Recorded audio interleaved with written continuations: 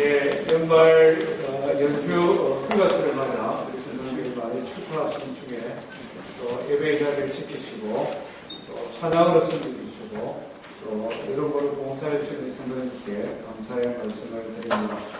2015년 52주 가운데 마지막 주가 되었습니다. 1월 첫 주 신앙을 계승하는 교회라는 표어를 가지고 달려왔습니다. 오늘은 이 표를 한번 뒤돌아보면서 우리 개인, 또 우리 가정, 우리 교회 공동체 속에 하나님의 말씀, 또 신앙을 어떻게 개성해 왔는가 이것을 살펴보는 시간이 되기를 원합니다. 하나님의 말씀은요, 여호수아 24장입니다.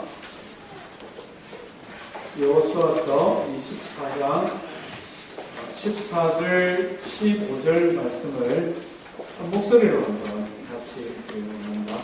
14절, 15절입니다. 구약성경 359페이지입니다.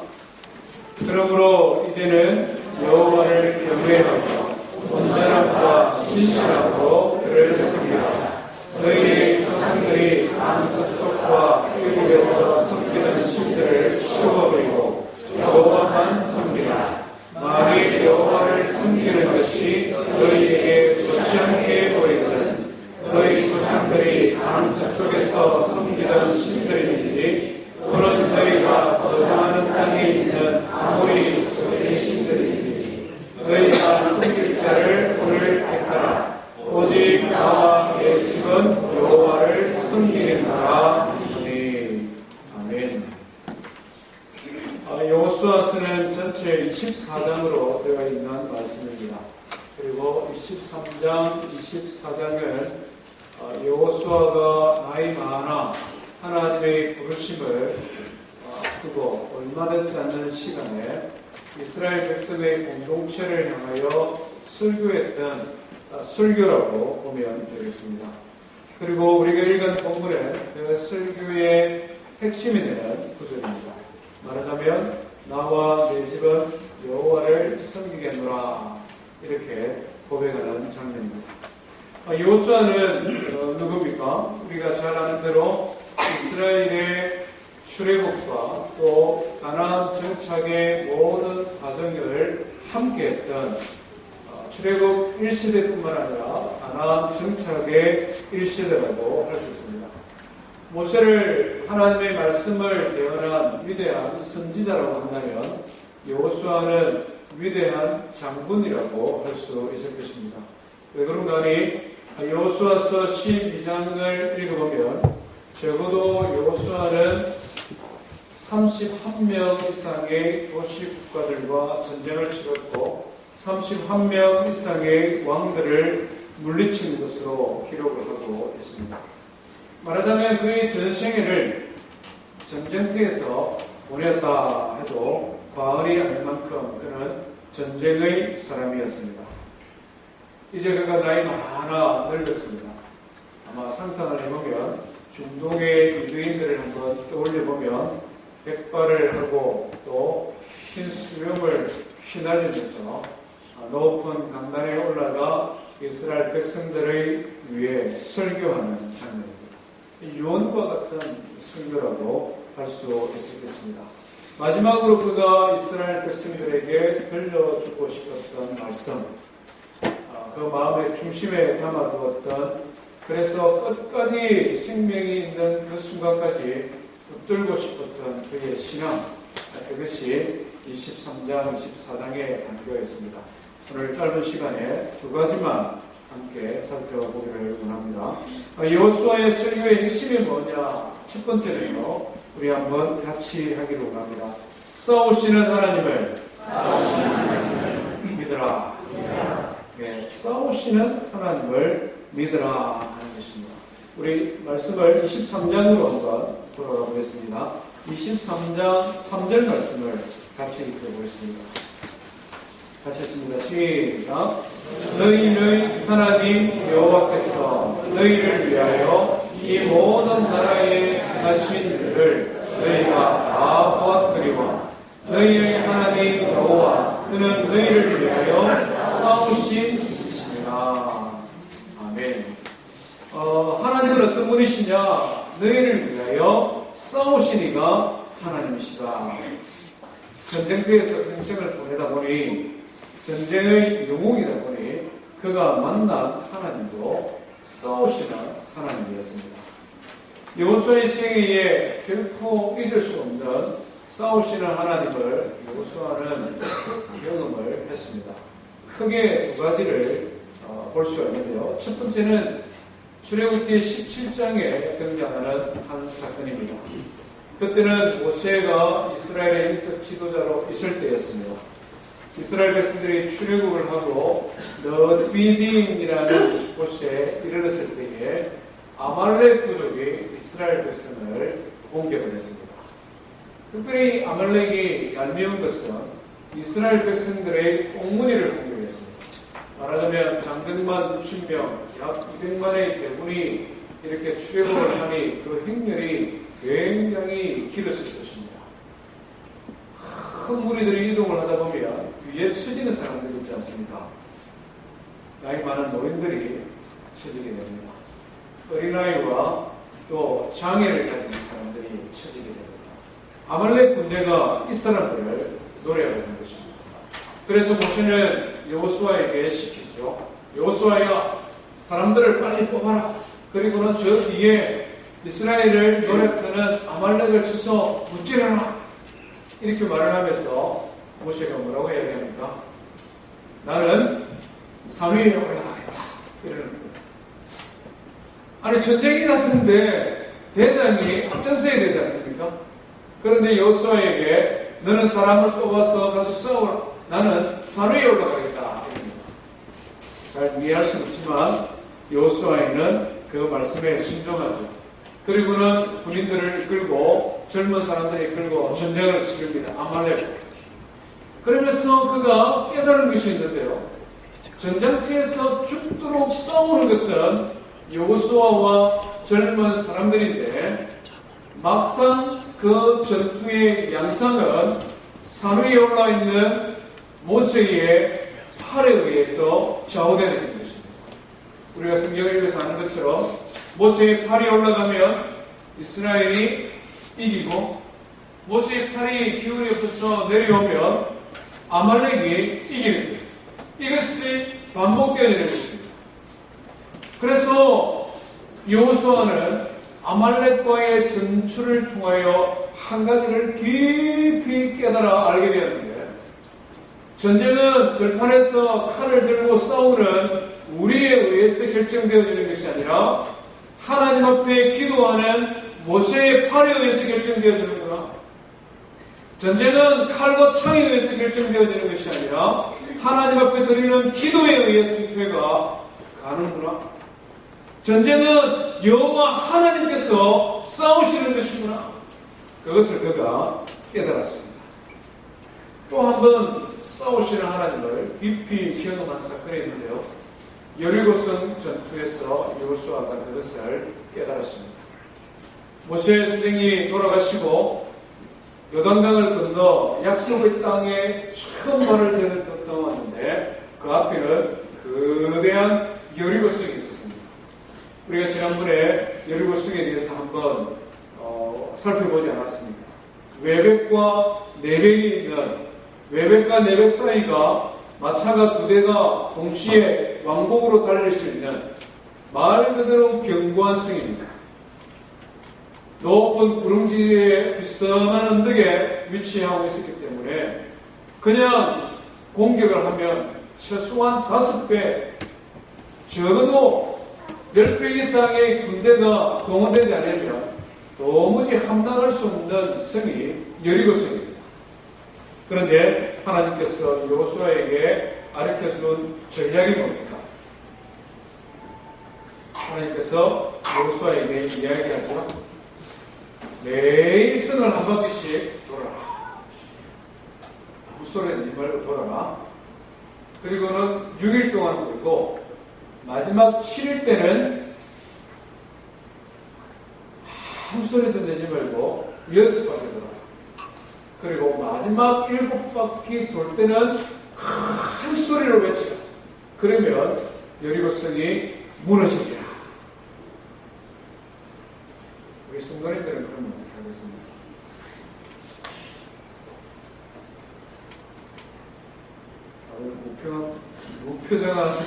그 모습이죠.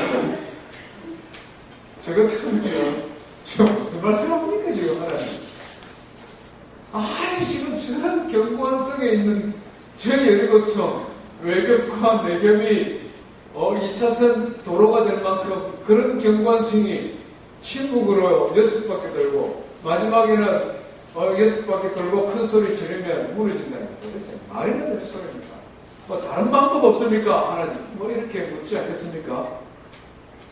그런데 성경을 보면 요수아는 어떻게 합니까? 순종하죠. 왜 그런가 하니? 그가 배웠기 때문에 그렇습니다. 그가 경험했기 때문에 그렇습니다.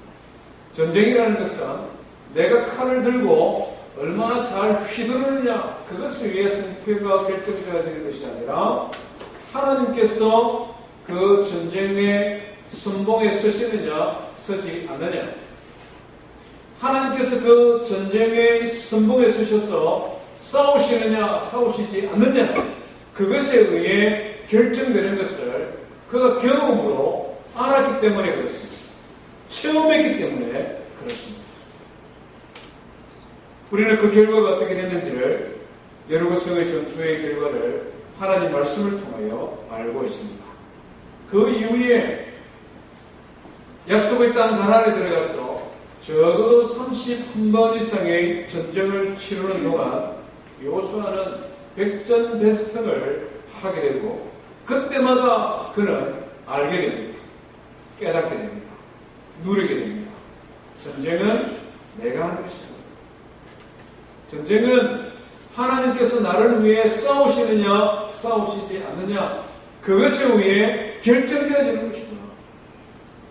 우리 23장 9절 10절 말씀을 한번 같이 읽어보겠습니다. 9절 10절입니다. 시작. 이는 여호와께서 강대한 나라들을 너희의 앞에서 쫓아내셨으므로 오늘까지 너희에게 맞선 자가 하나도 없었느니라. 너희 중 한 사람이 천명을 쫓으리니 이는 너희의 하나님 여호와 그가 너희에게 말씀하신 것 같이 너희를 위하여 싸우심이라. 아멘. 그가 전 삶을 돌이켜보며 너무나 분명한 확신으로 지금 말하고 있는 것입니다. 나도 경험했고 너희들도 경험하지 않았냐? 우리가 약속의 땅 가나안에 왔을 때 강대한 나라들이 있지 않았느냐? 어떻게 우리가 성공했느냐? 우리가 어떻게 승리했느냐? 여호와 하나님 그가 우리를 위해 싸우지 아니했느냐? 그것을 기억하라. 이렇게 설교하고 있는 것입니다. 우리가 지난 후반기에 히브리서 11장 말씀을 통하여 믿음의 영웅들의 사는 모습을 한 사람 한 사람 살펴보았습니다. 그들이 가지고 있는 공통점은 뭡니까?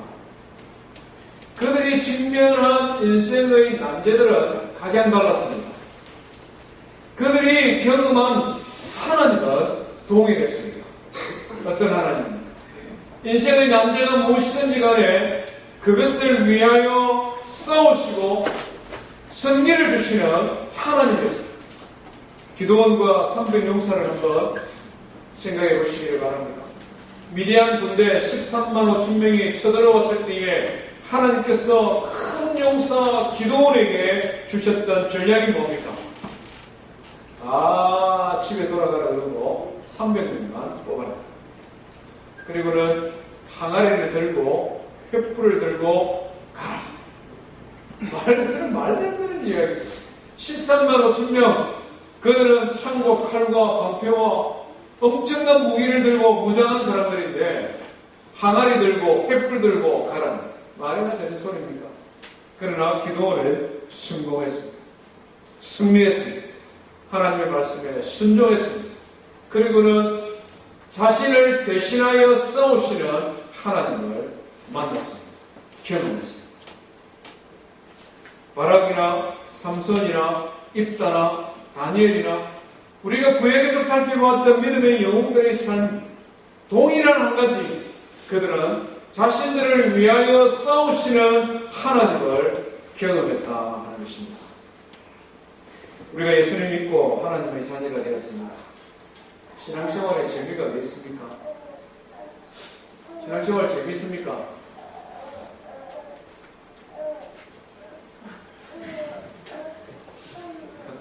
네, 침묵하시기로 결심하셨습니다. 신앙생활 재미있습니까? 진짜입니까? 어떤 분은 신앙생활을 재미로 하나, 사명으로 하죠. 맞는 말씀 같기도 하고 틀린 말씀 같기도 합니다. 재미있어요, 신앙생활이. 기쁨이 있습니다. 즐거움이 있습니다. 극적인 반전이 있습니다. 뭡니까?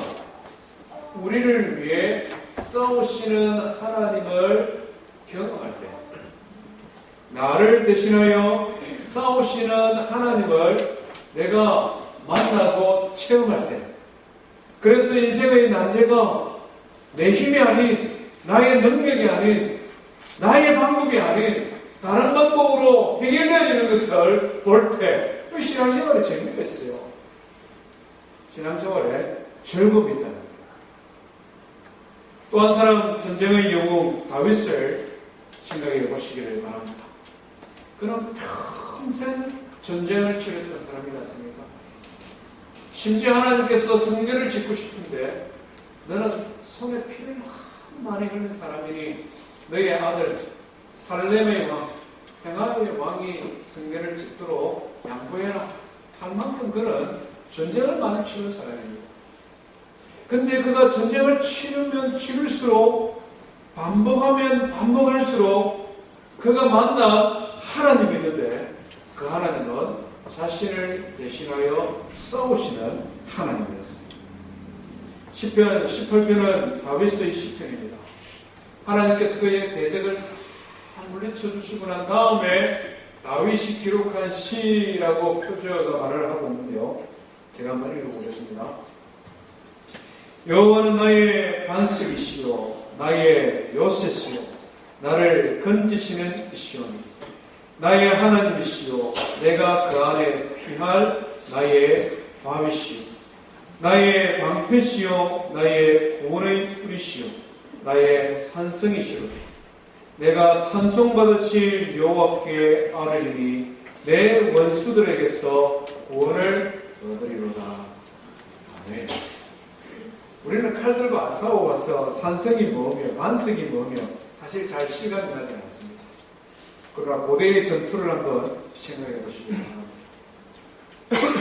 아무리 대적이 용맹스럽고 그들의 무기가 탁월해도 견고한 반석 위에 세워져 있는 가파른 절벽과 같은 요새 위에 서 있는 대적을 싸워 이기기란 여간하는 것이 아니라는 것입니다. 내가 무기가 좀 부족하고 내가 칼 쓰는 솜씨가 좀 부족해도 내가 누구의 품에 있느냐, 내가 어떤 요새에 자리 잡고 있느냐, 그것에 의해 승패가 좌우되어지는 것을 다윗은 알았다는 것입니다. 그래서 그가 고백하기를 여호와 하나님이 나의 산성이시니 여호와 하나님이 나의 방패가 되시니 여호와 하나님이 나의 구원의 뿌리 되시니 어떤 원수가 나를 대적하더라도 구원을 얻으리로다. 시편 118편은 또 다른 시편의 기자가 살아계신 하나님, 자신을 위해 싸우시는 하나님을 만나고 기록한 시편입니다. 여호와는 내 편이시라. 내가 누구를 두려워하리요. 여호와께서 내 편이 되사 나를 돕는 자들 중에 계시니 그러므로 나를 미워하는 자들에게 보호하시는 것을 내가 보리니 여호와께 피하는 것이 사람을 신뢰하는 것보다 나으며 여호와께 피하는 것이 고관들을 신뢰하는 것보다 낫도다. 참 멋진 신앙의 고백 아닙니까? 여호와 하나님께서 내 편이 되셔서 나를 보호하시고 나를 지켜주시니까 나를 미워하는 자들의 원수를 내가 갚는 것이 아니라 하나님께서 친히 갚아주시는 것을 내가 보리라. 사람을 신뢰하는 것보다 하나님을 신뢰하는 것이 더 낫고 고관들, 힘 있는 사람들, 권력 있는 사람들, 든든한 백을 의지하는 것보다도 여호와 하나님께 피하는 것이 더 낫다. 이렇게 고백하고 있는 것입니다. 사랑하는 성도 여러분, 우리의 신앙의 삶에 나를 위하여, 우리를 위하여 싸우시는 하나님, 그 하나님을 믿고 그 하나님 앞에 피하고 그 하나님 주시는 구원의 은혜를 누리기를 주의 이름으로 축원드립니다. 성경 말씀을 살펴보니까요, 모든 믿는 사람들이 이런 하나님을 경험하는 것은 아닌 것 같습니다. 분명히 하나님을 믿고 하나님 앞에 예배하는 구원받은 하나님의 백성인데 싸우시는 하나님을 의지하지 아니하고 자기 힘으로 살아가는 사람들도 있다는 것입니다.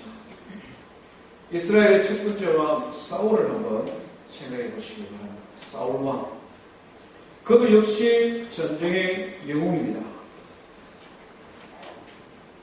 평생을 싸웠던 사람입니다. 그러나 그가 다윗과 구별되어지는 것은 자기의 힘으로 처음부터 끝까지 싸웠던 사람입니다. 성경을 살펴보니 사울은 굉장히 키가 큰 사람이었습니다. 이스라엘 사람들이 다 모여있는데 어깨 위가 더 있었다. 말하자면 한 40cm 정도 이상 큰 사람이었습니다. 키가 크다는 말은 기골이 장대하다고 볼 수가 있겠죠. 칼 들고 방패 들고 싸우는 시대에는 덩치 큰 사람, 힘센 사람이 얼마나 유리합니까? 그래서 이스라엘 모든 사람들이 사울을 보고 감동했습니다. 마음에 감동을 주었습니다. 저 사람이 우리 왕을 되면, 저 사람이 우리 왕이 되면 우리를 지켜줄 수 있겠다. 그런 생각을 심어줄 만큼 사울은 장대한 장군이었습니다. 지혜도 있었습니다. 왕이 되기 전에 암몬이라는 나라가 쳐들어왔는데 사울이 전략을 씌웠습니다. 이스라엘을 세 세대로 나누고, 세 그룹으로 나누고 새벽에 암몬 자손을 기습하여 전쟁에서 승리했습니다. 지혜됐다는 것이죠. 그때만 해도 사람들이 어떻게 전쟁을 치렀습니까? 들판에 다 같이 모여서 굵은 대낮에 우리 한번 붙어볼래? 이러고 싸우던 시대 아닙니까? 그런데 그런 시대에 사울은 전략을 펼쳤습니다. 암몬은 사람이 많고 우리는 군대가 약한데 어떻게 이길 수 있을까? 새벽에 기습작전을 펼쳐야 되겠구나. 지혜가 있는 사람입니다. 그는 심리전에도 유능한 사람이었습니다. 블레셋 나라와 전쟁을 치를 때에 블레셋 군대가 메뚜기 떼처럼 많았다 성경을 기록합니다. 그런데 이스라엘 사람들은 그리 많지 않는 거예요. 이스라엘 백성들의 마음이 불안한 것입니다. 충성심이 흔들리는 것입니다. 그때 사울이 무엇을 합니까? 전쟁을 치르기 전에 큰 제단을 쌓고 하나님 앞에 제사를 드리는 것입니다. 이스라엘 백성들은 하나님 섬기는 사람들이니까 다 모여라. 우리가 하나님 앞에 제사 한번 멋지게 드리고 하나님이 주시는 힘 가지고 한번 싸워보자. 말하자면 심리전을 펼칠 줄 아는 사람이었습니다. 그런데 이 모든 과정을 살펴보면 사울은 자기 힘으로 했습니다. 자기 힘으로 싸운 사람, 하나님의 도움을 청하지도 아니하고 하나님 앞에 지혜를 구하지도 아니하고 심지어 백성들의 사기를 높이기 위해 제단을 쌓는 하나님 앞에 제사 드리는 그 일까지도 자기의 힘으로 했습니다. 제사는 마땅히 하나님이 세운 제사장이 해야 되는데 제단을 만들어 놓고 제사장 사무엘을 초대를 했는데 사무엘이 늦게 오는 거예요. 그러니까 사울이 어떻게 했습니까? 사무엘 제사장은 늦게 오고 백성들은 마음을 흔들리니 에이 모르겠다. 꼭 제사장이 할 필요 있나? 왕인데 내가 제사를 지내지. 백성들의 마음을 다잡아야 되는 시점인데 백성들의 사기를 북돋워야 되는 시점인데 제사장이 늦게 오니까 할 수 없지 않느냐? 내가 제사를 지내리라.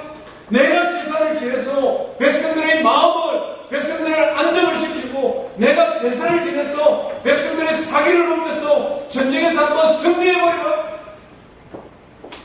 하나님 앞에 예배하는 그 순간까지도 그는 자기의 힘, 자기의 능력을 의지했습니다. 결과는 어떻게 되었습니까? 처음에는 잘 됐죠. 기본이 장대하고 지혜가 있고 능력이 있으니까 가는 곳마다 승리를 하고 이스라엘 백성들의 존경을 받아 왕까지 되었습니다. 그런데 이 세상에는 자기 힘으로 대적하지 못할 대상이 얼마나 많은지 골리앗을 만났습니다. 다윗 자기보다도 훨씬 더 크고 훨씬 더 강력한 무기로 무장되어 있고 골리앗은 40일 동안 이스라엘 목전에서 하나님을 비방하며 심리들을 펼쳤던 사람입니다. 사울 자신보다 월등한 능력을 가진 골리앗 앞에 서니 사울은 너무나 비참한 모습으로 전락에 들었습니다. 자기의 힘과 자기의 지혜와 자기의 능력을 의지하였던 사울 왕의 비굴한 모습을 성경은 그대로 우리에게 보여주고 있지 않습니까? 그런 비참한 인생을 종말을 맞이하고 말았습니다.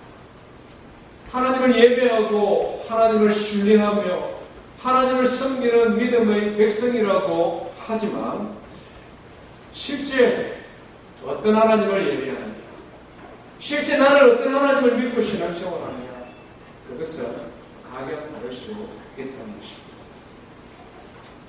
사랑하는 푸른교회 성도 여러분, 지난 25주 동안 52주 동안 우리는 이곳에서 함께 하나님 앞에 예배하며 함께 신앙의 삶을 살아왔습니다. 우리 성도님들은 어떤 하나님을 믿고 예배하십니까?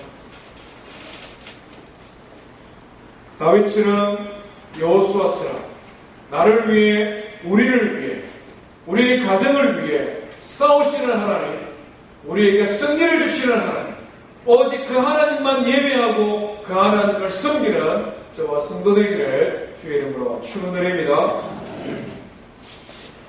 여호수아는 오직 하나님, 싸우시는 하나님만을 예배하라.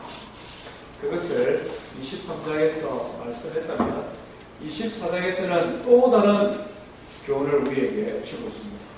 그것은 바로 신앙의 결단에 대한 부분입니다. 조금 전에 읽었던 우리 14절, 15절 말씀을 다시 한번 보시기를 바랍니다. 14절, 15절에 보면 여호수아는 두 번씩 연거푸 이스라엘 백성들의 결단을 촉구하고 있습니다. 14절 하반절을 보십시오.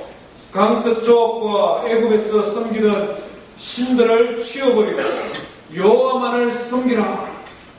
15절 하반절에도 보면 너희가 섬길 자를 오늘 택하라. 오직 나와 내 집은 여호와를 섬기겠노라. 두 번씩 연거푸 이스라엘 백성들에게 결단하라는 것입니다. 그것도 미루지 말고 오늘 결단하라는 것입니다.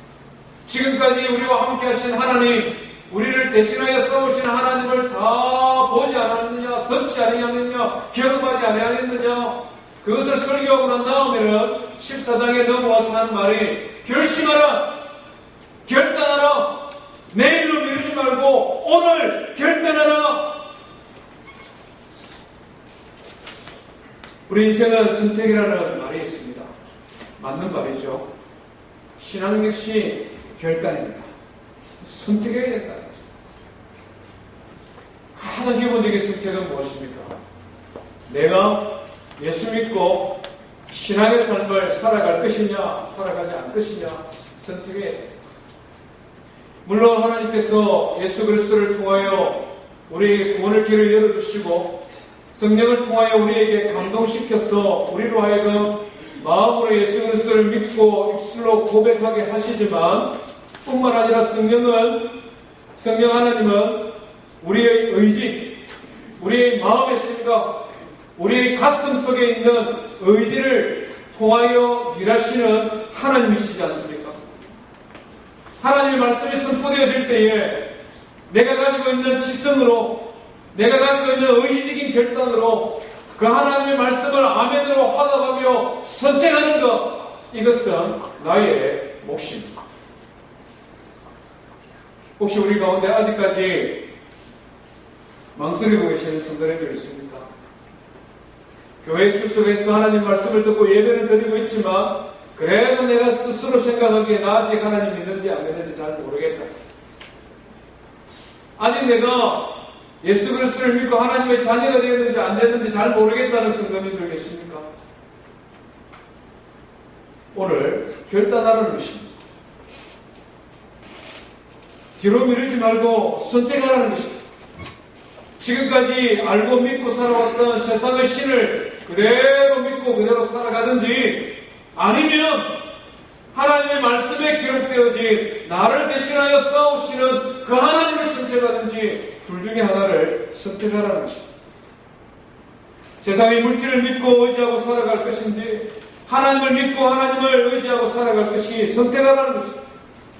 예수 믿고 난 다음에도 내가 나를 기쁘게 하는 삶을 살아갈 것인지 나를 구원하신 하나님을 기쁘시게 하는 삶을 살아갈 것인지 선택하라는 것입니다. 잠시 이 세상의 쾌락을 누리는 삶을 살아갈 것인지 예수 그리스도를 믿고 함께 고난받는 고난의 삶을 살아갈 것인지 선택하라는 것입니다. 무수히 많은 무리들 가운데 한 사람으로 살아가든지 예수 그리스도의 제자로 헌신하는 삶을 살아가든지 선택하라는 것입니다. 세상 사람들이 잘 사용하는 단어 중에 윈윈이라는 단어가 있습니다. 윈윈. 너도 좋고 나도 좋고 사람 좋고 매도 좋고 신앙의 삶이 윈윈 하면 얼마나 좋겠습니까? 그래서 세상에서도 성공하고 신앙에서도 성공하고 세상의 즐거움도 누리고 하나님 믿는 즐거움도 누리고 세상의 든든한 백도 하나 만들고 하나님 백도 하나 만들고 윈윈하면 얼마나 좋겠습니까? 많은 경우에 우리의 삶은 신앙의 삶은 이런 양다리 걸치는 삶이 아니라 한 가지를 선택해야 될 때가 많습니다. 윈윈해야 될 때보다는 위의 끝을 바라보고 땅의 끝을 죽여야 될 때가 많다는 것입니다. 그 일을 위하여 오늘 선택하라고 여호수아는 우리에게 도전하고 있는 것입니다. 어쩌면 많은 성도님들이 뒤로 미루고 있는지도 모르겠습니다. 주일마다 하시는 목사님 말씀 들어보면 하나님 말씀이 옳고 하나님이 나를 위해 싸우는 것 예배 마치고 집에 가면서 생각하고 직장생활 하다 보면은 또 다른 것 조금만 더 지켜보리라 이러면서 오늘까지 미루고 있는 성도님들도 계시는지 모르겠습니다. 왜 여호수아는 오늘날 선택하라고 말할까요? 우리 인생 가운데 내일을 확신할 수 있는 사람이 아무도 없기 때문에 그렇습니다. 지난 한 해 동안에도 참 우리 교회만 봐도 새로운 신들들이 얼마나 많이 태어났습니다. 그런가 하면 우리 성도님들의 부모님들도 형제들도 친구들도 함께 신앙생활하던 신앙의 친구들도 소리 없이 어느 날 갑자기 우리의 곁을 떠나갈 때가 있는 것이 사실입니다. 그래서 여호수아는 오늘 선택하라 이렇게 도전하고 있는 것입니다. 사랑하는 성도 여러분, 여호수아 장군이 오늘 이 교회 강단에 서서 설교한다면 뭐라고 설교하겠습니까? 동일하게 설교하지 않겠습니까? 너희는 오늘 너희의 섬길 자를 선택하라. 신앙의 결단이 우리의 믿음을 한 단계 더 성장시키기 때문에 그렇습니다.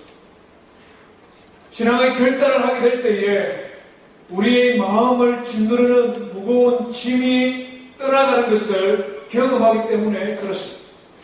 신앙의 결단을 하게 될 때에 우리로 하여금 얽매이기 쉬운 죄에 우리를 가둬놓고 있던 그 죄악의 짐을 벗어버릴 수 있기 때문에 그렇습니다.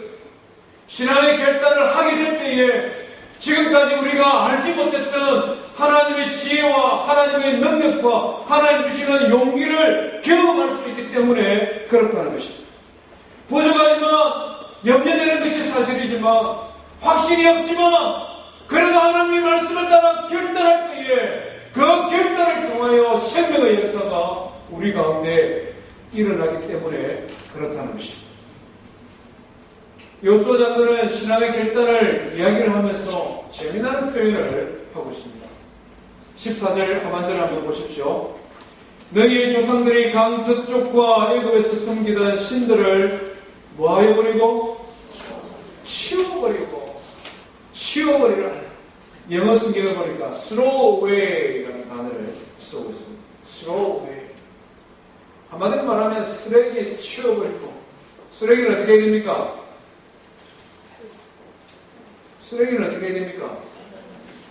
치워버리죠. 쓰레기 아까워서 차곡차곡 쌓아놓는 사람들은 정신건강에 조금 문제가 있는 사람입니다.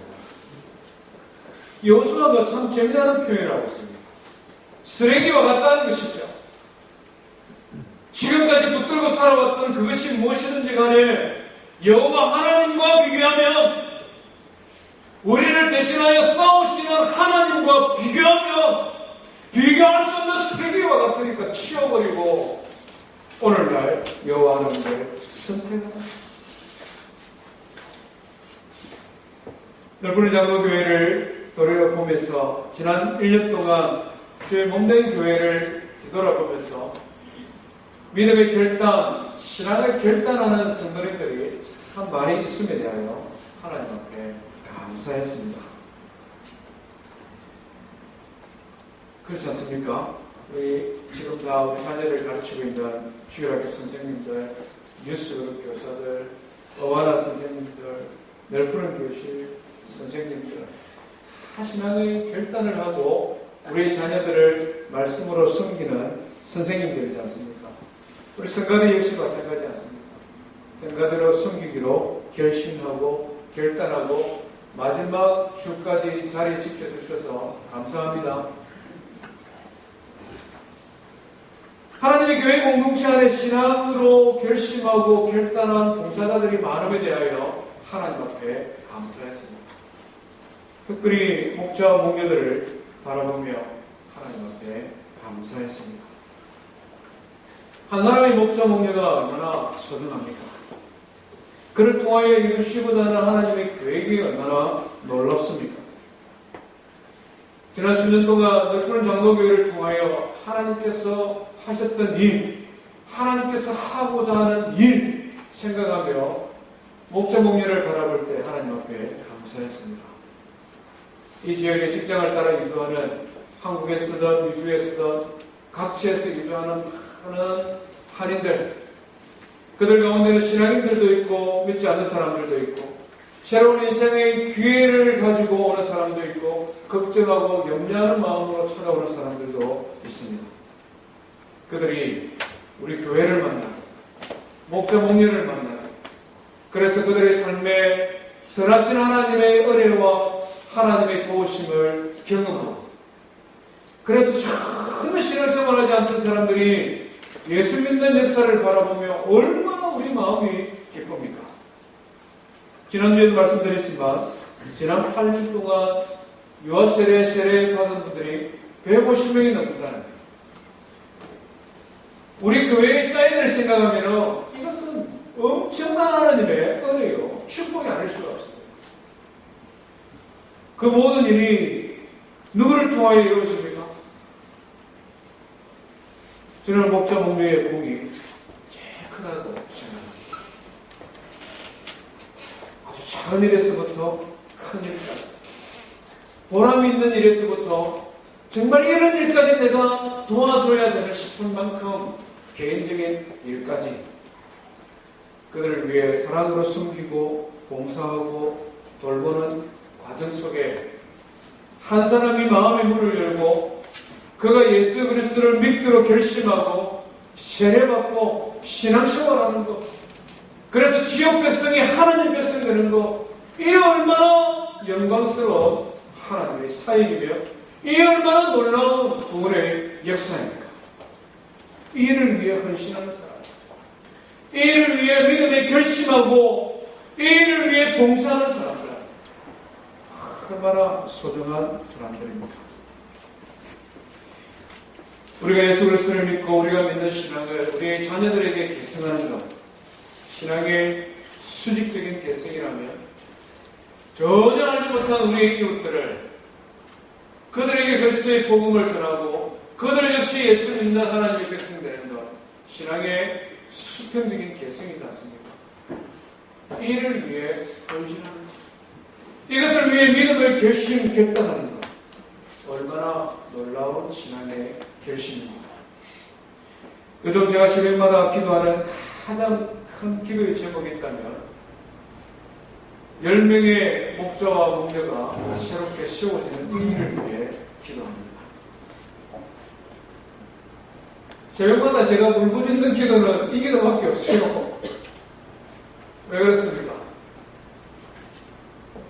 하나님께서 왜 이 교회를 이곳에 세우셨겠습니까? 왜 하나님께서 몽고메리의 넓은 장로교회를 이곳에 두셨겠습니까?